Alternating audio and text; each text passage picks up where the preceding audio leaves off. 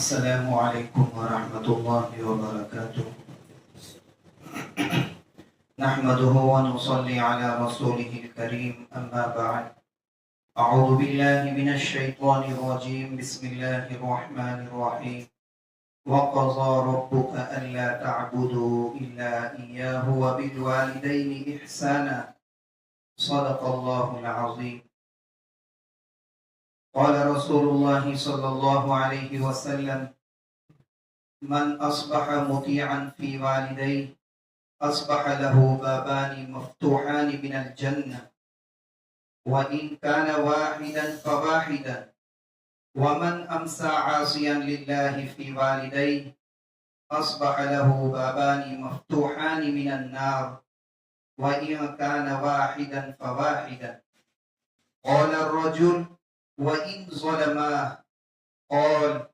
وَإِن ظَلَمَا وَإِن ظَلَمَا وَإِن ظَلَمَا أو كما قال عليه الصلاة والسلام اللهم صل على سيدنا محمد وعلى آل سيدنا محمد وبارك وسلم محترم بھائیوں اور بزرگوں، ابھی آپ حضرات کے سامنے حضور پاک صلی اللہ علیہ وسلم کی ایک حدیث پڑھی گئی جس میں نبی کریم صلی اللہ علیہ وسلم نے ارشاد فرمایا کہ وہ شخص جس نے صبح کی اس حال میں کہ وہ والدین کے حقوق ادا کرنے میں اللہ کی اطاعت کرنے والا تھا تو اس کے لیے جنت کے 2 دروازے کھول دیے جائیں، اور اگر والدین میں سے کسی ایک کے ساتھ حسن سلوک کیا ہے، ایک ہی اس کو زندہ ملا ہو، تو جنت کا 1 دروازہ کھول دیا جائے گا، اور وہ شخص جس نے صبح کی ہو اللہ کی نافرمانی کرتے ہوئے والدین کی حق تلفی کے ساتھ، تو اس کے لیے جہنم کے 2 دروازے کھول دیے جائیں گے۔ اگر کسی ایک کی حق تلفی کی ہے تو جہنم کا 1 دروازہ کھول دیا جائے گا۔ پوچھنے والے نے سوال کیا کہ اگرچہ والدین اولاد پر کتنا ہی ظلم کیوں نہ کرے،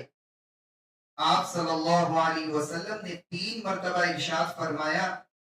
کہ وہ کتنا ہی ظلم اولاد پر کیوں نہ کرے، پھر بھی ان کے حقوق کی ادائیگی فرض ہے۔ میرے بھائیوں، آخرت کی کامیابی کو حاصل کرنے کے لیے حقوق اللہ کے ساتھ ساتھ حقوق العباد کی ادائیگی بھی لازم اور ضروری ہے۔ آج کل حقوق العباد میں بڑی کوتاہی کی جا رہی ہے، حالانکہ کل قیامت کے دن اللہ کے حقوق میں کی گئی کوتاہی معاف کی جا سکتی ہے، لیکن حقوق العباد کی پامالی کو کسی طرح معاف نہیں کیا جائے گا۔ حقوق العباد میں سب سے اہم حق والدین کا ہے، جن کے ساتھ ہر موقع پر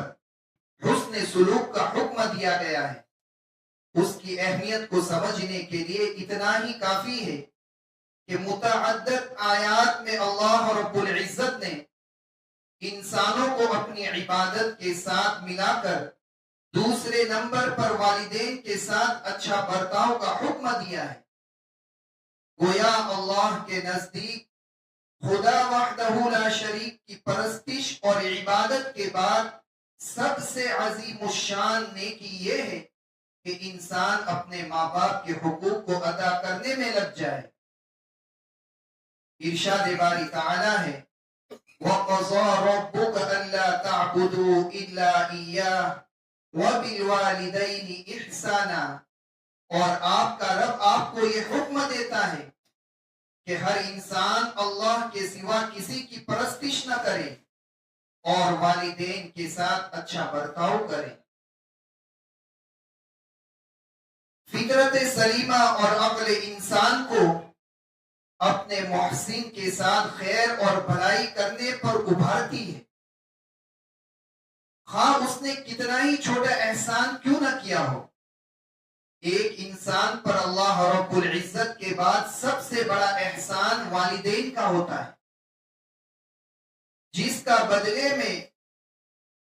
کے بدلے میں اسلام نے ان کے ساتھ حسن سلوک کا حکم دیا ہے۔ کیونکہ جو شخص انسان کے احسانات کو نہیں پہچان سکے گا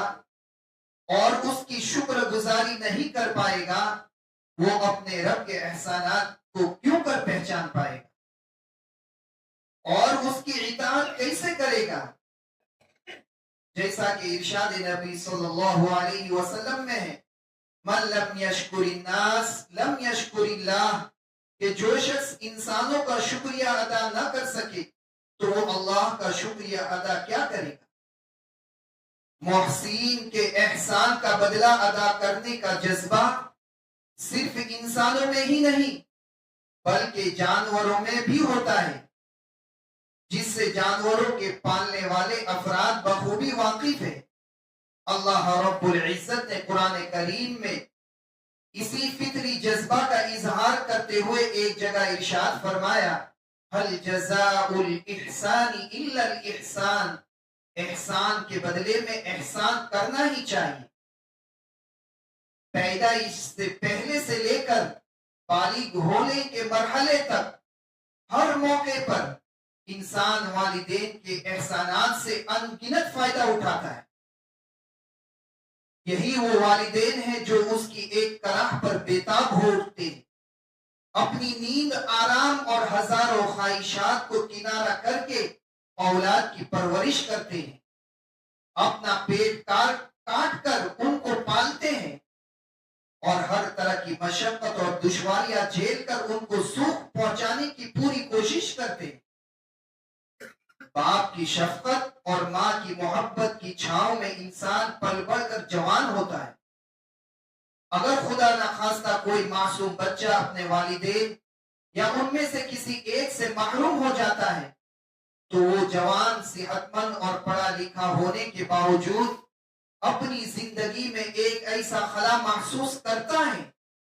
جس کو دنیا کی کوئی چیز پور نہیں کر پاتی،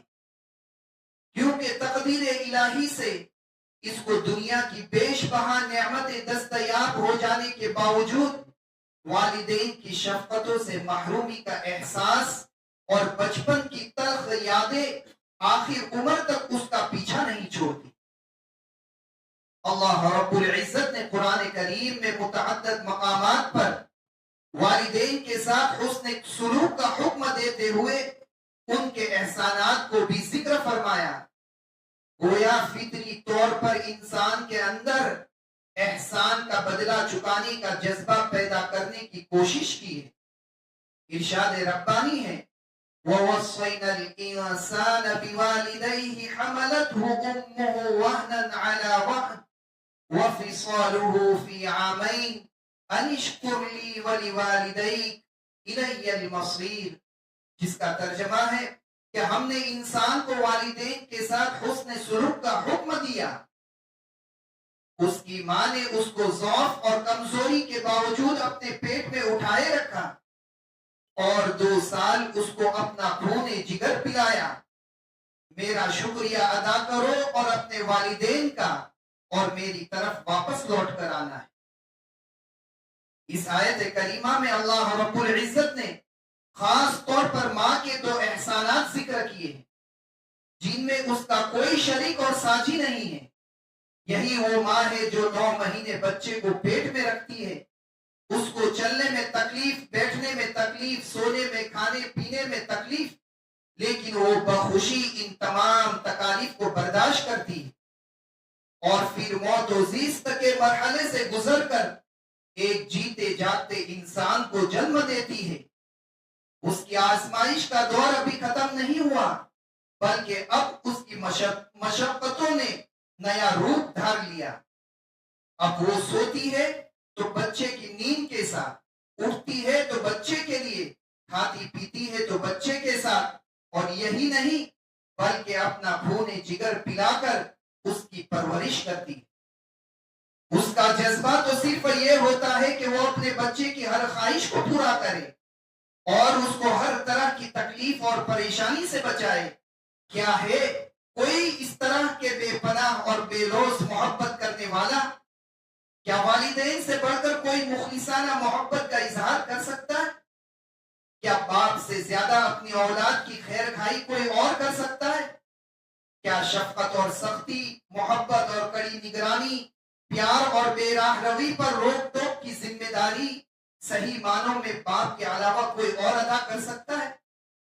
یہ وہ احسانات ہے جن کی وجہ سے ہر انسان کو والدین کے ساتھ حسن سلوک کرنا ہی چاہیے۔ نبی کریم صلی اللہ علیہ وسلم نے بہت سی روایات میں والدین کے ساتھ حسن سلوک پر ملنے والے اجر و ثواب کا ذکر فرمایا۔ موت کی تیاری کرنے والے اور آخرت کی کامیابیاں حاصل کرنے کی کوشش کرنے والے حضرات کو خاص طور پر ان کی جانب توجہ دینی چاہیے۔ ابتدا میں آپ حضرت کے سامنے نبی کریم صلی اللہ علیہ وسلم کی ایک حدیث پڑھی گئی تھی، جس میں حضور صلی اللہ علیہ وسلم نے مطیع اور فرما بردار اولاد کی آخرت کی کامیابی کا تذکرہ کرتے ہوئے ارشاد فرما رہے ہیں کہ جس نے والدین کی اطاعت اور فرما برداری کرتے ہوئے اپنے دن کا آغاز کیا، اس کے استقبال کے لیے جنت کے 2 دروازے کھول دیے جائیں، وہ جس سے چاہے داخل ہو جائے۔ ایک ایمان والے کے لیے سب سے اہم چیز یہ ہے کہ وہ جہنم سے بچ جائے اور جنت کا مستحق بن جائے۔ تمام عبادات کا مقصود یہ ہے اور ہر طرح کے گناہ سے بچے رہنے کا راز بھی یہی ہے کہ ہم جنت کو حاصل کرنے والے بن جائیں۔ نبی کریم صلی اللہ علیہ وسلم کے اس فرمان کے مطابق والدین کی فرما برداری وہ عظیم نیکی ہے جو انسان کو جنت کا مستحق بنا دیتی اور جہنم سے آزادی کا پروانہ دلاتی ہے۔ ایک روایت میں نبی کریم صلی اللہ علیہ وسلم والدین کے اوپر محبت بھری نظر ڈالنے کا اجر و ثواب بیان کرتے ہوئے فرماتے ہیں کہ جس کا ترجمہ ہے کہ جب کوئی فرما بردار بیٹا اپنے والدین پر محبت بھری نظر ڈالتا ہے تو اللہ تعالی ہر نظر کے بدلے میں اس کے لیے ایک مقبول حج کا ثواب نامہ اعمال میں لکھ دیتا ہے۔ صحابہ کرام کو یہ سن کر بڑی حیرت ہوئی، چنانچہ وہ سوال کرتے ہوئے کہنے لگے کہ اگرچہ وہ بچہ ایک دن میں 100 مرتبہ محبت بھری نظر ڈالے تب بھی اس کو ہر بار حج مبرور کا ثواب ملے گا؟ آپ صلی اللہ علیہ وسلم نے ارشاد فرمایا کیوں نہیں، اللہ رب العزت بہت بڑا ہے، اللہ رب العزت بہت بڑا ہے، اس کے خزانے میں کوئی کمی نہیں، وہ اپنے وعدے کے مطابق ہر بار اتنا ہی ثواب عطا کرے گا، اس میں کسی طرح کی کوئی کوتاہی نہیں کی جائے۔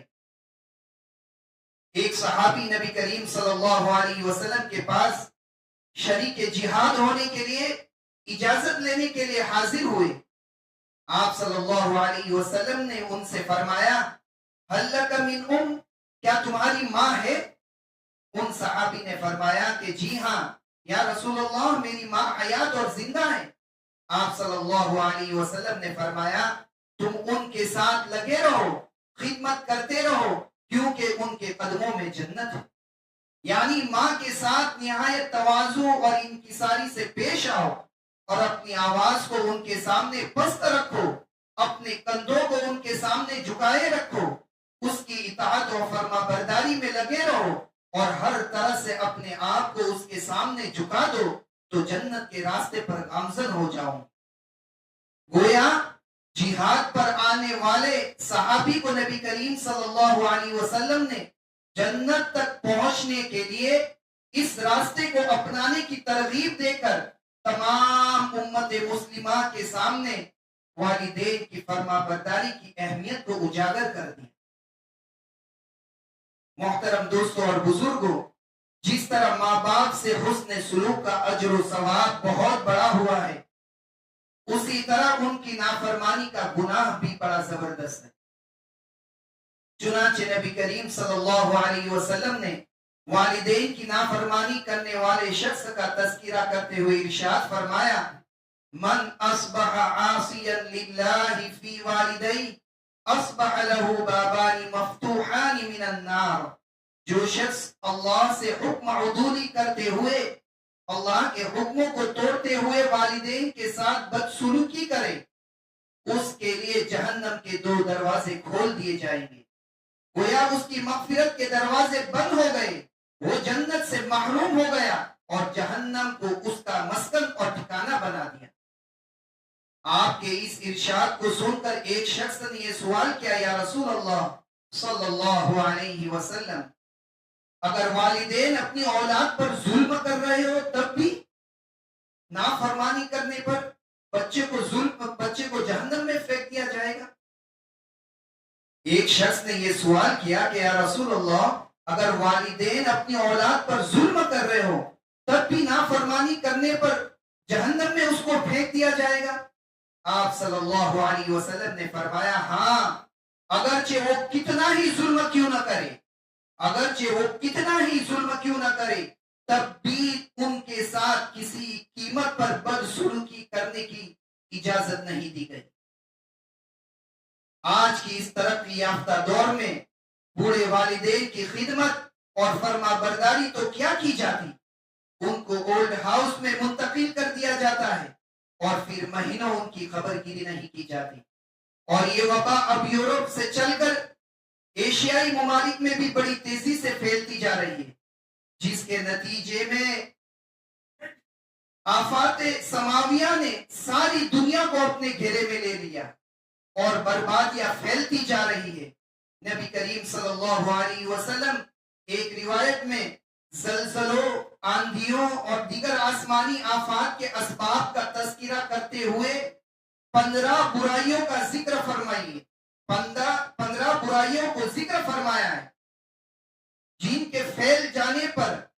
دنیا تباہی سے دوچار ہوگی۔ ان میں سے 2 کا تعلق ماں اور باپ کی نافرمانیوں سے، کہ جب لوگ ماں باپ کی نافرمانیاں کرنے لگیں گے آفت سماویہ اس پر نازل ہوگی۔ ارشاد نبی ہے جس کا ترجمہ ہے کہ انسان اپنے دوستوں کے ساتھ اچھا سلوک کرے،